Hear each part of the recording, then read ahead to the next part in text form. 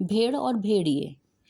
एक बार एक वन के पशुओं को ऐसा लगा कि वे सभ्यता के उस स्तर पर पहुंच गए हैं जहां उन्हें एक अच्छी शासन व्यवस्था अपनानी चाहिए। और एक मत से यह तय हो गया कि वन प्रदेश में प्रजातंत्र की स्थापना हो। पशु समाज में इस क्रांतिकारी परिवर्तन से हर्ष की लहर दौड़ गई। सुख समृद्धि और सुरक्षा का स्वर्ण युग अब आया।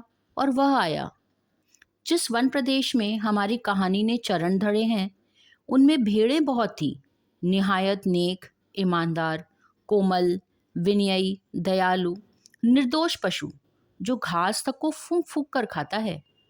भेड़ों ने सोचा कि अब हमारा भय दूर हो जाएगा। हम अपने प्रतिनिधियों से कानून बनवाएंगे कि कोई जीवधारी किसी को ना सताए, न मारे, सब जिए और जीने दें। शांति, स्नेह, बंधुत्व और सहयोग पर समाज आधारित हो। इधर भेड़ियों ने सोचा, हमारा अब संकट काल आया। भेड़ों की संख्या इतनी अधिक है कि पंचायत में उनका ही बहुमत होगा। और अगर उन्होंने कानून बना दिया कि कोई पशु किसी को ना मारे, तो हम खाएंगे क्या?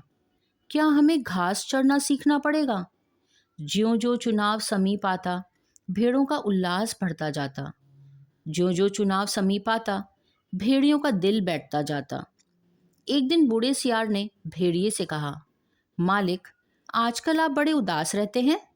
हर भेड़िए के आसपास दो चार सियार रहते ही हैं। जब भेड़िया अपना शिकार खा लेता है, तब ये सियार हड्डियों में लगे मांस को कुतर कर खाते हैं और हड्डियां चूसते रहते हैं। ये भेड़िए के आसपास दुम हिलाते चलते हैं, इसकी सेवा करते हैं, मौके बेमौके हुआ हुआ चिल्लाकर उनकी जय बोलते हैं। तो बूढ़े सियार ने बड़ी गंभीरता से पूछा, महाराज, आपके मुखचंद्र पर चिंता के मेघ क्यों छाए हैं? खैर, भेड़िए ने कहा, तुझे क्या मालूम नहीं है, वन प्रदेश में नई सरकार बनने वाली है। हमारा राज तो अब गया। सियार ने दांत निपोर कर कहा, हम क्या जाने महाराज, हमारे तो आप ही माई बाप हैं। हम तो कोई और सरकार नहीं जानते। आपका दिया खाते हैं, आपके गुण गाते हैं। भेड़िए ने कहा, मगर अब ऐसा समय आ रहा है कि सूखी हड्डियां भी चबाने को नहीं मिलेंगी। सियार सब जानता था, मगर जानकर भी न जानने का नाटक करना ना आता तो सियार शेर ना हो गया होता। आखिर भेड़िए ने वन प्रदेश की पंचायत के चुनाव की बात बूढ़े सियार को समझाई और बड़े गिरे मन से कहा, चुनाव अब पास आता जा रहा है। अब यहाँ से भागने के सिवा कोई चारा नहीं, पर जाए भी कहाँ? सियार ने कहा, मालिक, आप सर्कस में भर्ती हो जाइए। भेड़िए ने कहा, अरे वहाँ भी तो शेर और रीछ को ले लेते हैं, पर हम इतने बदनाम हैं कि हमें वहाँ भी कोई नहीं पूछता। तो सियार ने खूब सोचकर कहा, अजायब घर में चले जाइए। भेड़िए ने कहा, अरे वहाँ भी जगह नहीं है, सुना है वहाँ तो आदमी रखे जाने लगे हैं। बूढ़ा सियार अब ध्यान मग्न हो गया। उसने एक आंख बंद की, नीचे के होठ को ऊपर के दांत से दबाया, एक टक आसमान की तरफ देखने लगा। फिर बोला, बस अब समझ में आ गया मालिक, अगर पंचायत में आप भेड़िया जाति का बहुमत हो जाए तो? भेड़िया चिढ़कर बोला, कहाँ की आसमानी बातें करता है? अरे हमारी जाति कुल 10% है, भेड़े और अन्य छोटे पशु 90%।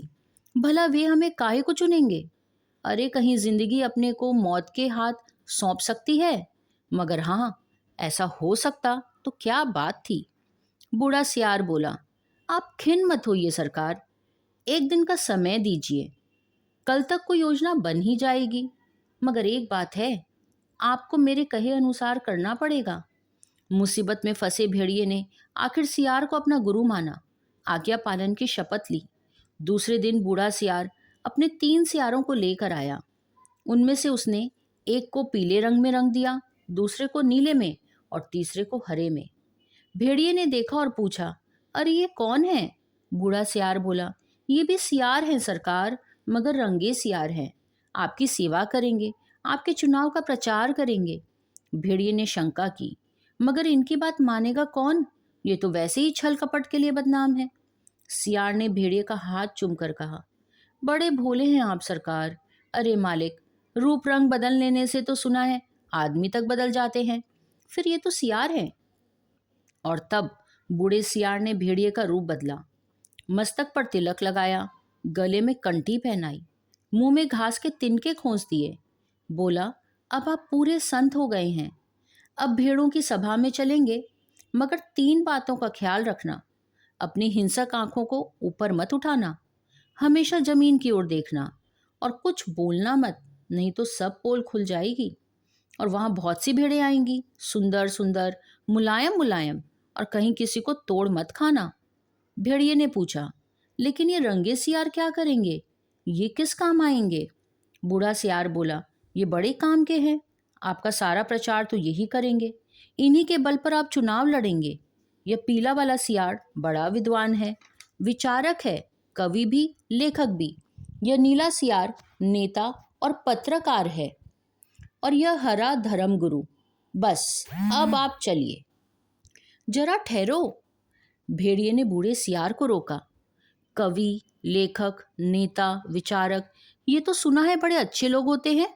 और ये तीनों, बात काटकर सियार बोला, ये तीनों सच्चे नहीं, रंगे हुए हैं महाराज। अब चलिए, देर मत करिए। और वे चल दिए। आगे बूढ़ा सियार, उसके पीछे रंगे सियारों के बीच भेड़िया चल रहा था।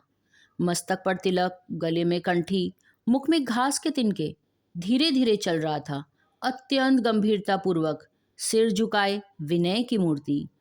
उधर एक स्थान पर सहस्त्रों भेड़ें इकट्ठा हो गई, उस संत के दर्शन के लिए, जिसकी चर्चा बूढ़े सियार ने फैला रखी थी। चारों सियार भेड़िए की जय बोलते हुए भेड़ों के झुंड के पास आए। बूढ़े सियार ने एक बार जोर से संत भेड़िए की जय बोली। भेड़ों में पहले से वहां बैठे सियारों ने भी जय ध्वनि की। भेड़ों ने देखा तो वे बोली, अरे भागो, यह तो भेड़िया है। तुरंत बूढ़े सियार ने उन्हें रोक कर कहा, भाइयों और बहनों, अब भय मत करो। भेड़िया राजा संत हो गए हैं। उन्होंने हिंसा बिल्कुल छोड़ दी है। उनका हृदय परिवर्तन हो गया है। वे आज 7 दिनों से घास खा रहे हैं, रात दिन भगवान के भजन परोपकार में लगे रहते हैं। उन्होंने अपना जीवन जीव मात्र की सेवा में अर्पित कर दिया है। अब वे किसी का दिल नहीं दुखाते, किसी का रोम तक नहीं छूते। भेड़ों से तो उन्हें विशेष प्रेम है। इस जाति ने जो कष्ट सहे हैं, उनको याद करके कभी कभी भेड़िया संत की आंखों में आंसू आ जाते हैं। उनकी अपनी भेड़िया जाति ने जो अत्याचार आप पर किए हैं, उनके कारण भेड़िया संत का माथा लज्जा से झुका हुआ है। सो झुका ही हुआ है, परंतु अब वे शेष जीवन आपकी सेवा में लगाकर तमाम पापों का प्रायश्चित करेंगे। आज सवेरे की ही बात है, एक मासूम भेड़ के बच्चे के पाँव में कांटा लग गया, तो भेड़िया संत ने उसे दांतों से निकाला, दांतों से। पर जब वह बेचारा कष्ट से चल बसा, तो भेड़िया संत ने सम्मान पूर्वक उसकी अंत्येष्टि क्रिया की। अब तो वे सर्वस्व त्याग चुके हैं। अब आप उनसे भय मत करें, उन्हें अपना भाई समझे। सब मिलकर बोलो, संत भेड़िया की जय। भेड़िया जी अभी तक उसी गर्दन झुकाए विनय की मूर्ति बने बैठे थे। बीच में कभी कभी सामने की ओर इकट्ठी भेड़ों को देख लेते, टपकते हुई लार को गुटक जाते। बूढ़ा सियार फिर बोला, भाइयों और बहनों, मैं भेड़िया संत से अपने मुखार विंद से आपको प्रेम और दया का संदेश देने की प्रार्थना करता, पर प्रेमवश उनका हृदय भर आया। वे गदगद हो गए हैं। भावातिरेक उनका कंठ अवरुद्ध हो गया है। वे बोल नहीं सकते। अब आप तीनों रंगीन प्राणियों को देखिए, आप इन्हें न पहचान पाए होंगे। पहचाने भी कैसे? ये इस लोक के जीव तो हैं ही नहीं, ये तो स्वर्ग के देवता हैं, जो हमें सदुपदेश देने के लिए पृथ्वी पर उतरे हैं।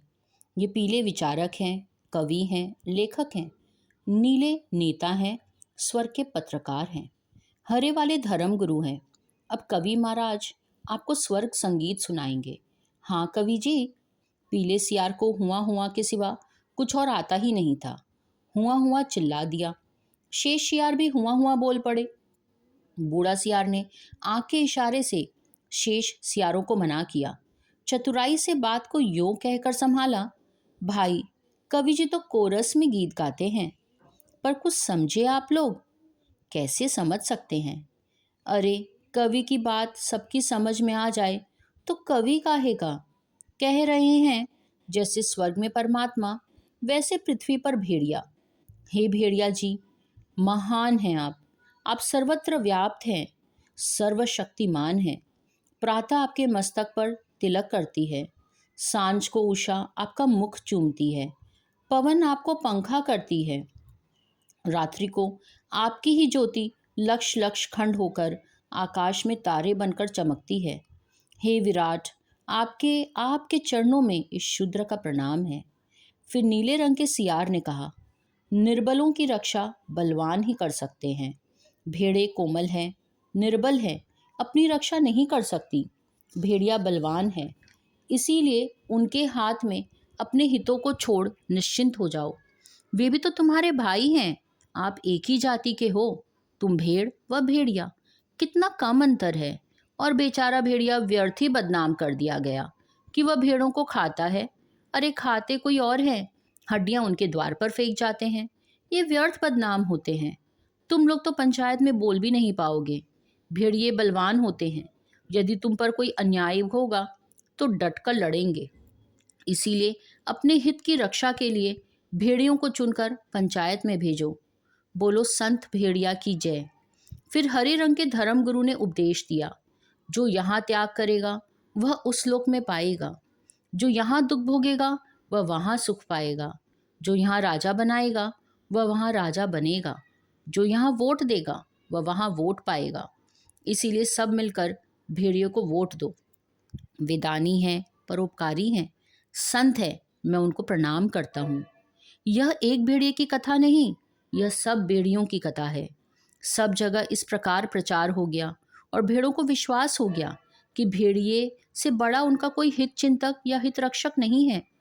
और जब पंचायत का चुनाव हुआ तो भेड़ों ने अपने हित रक्षा के लिए भेड़िए को चुना और पंचायत में भेड़ों के हितों की रक्षा के लिए भेड़िया प्रतिनिधि बनकर गए। पंचायत में भेड़ियों ने भेड़ों की भलाई के लिए पहला कानून यह बनाया, हर भेड़िए को सवेरे नाश्ते के लिए भेड़ का एक मुलायम बच्चा दिया जाए, दोपहर के भोजन में पूरी भेड़ तथा शाम को स्वास्थ्य के ख्याल से कम खाना चाहिए, इसीलिए आधी भेड़ दी जाए।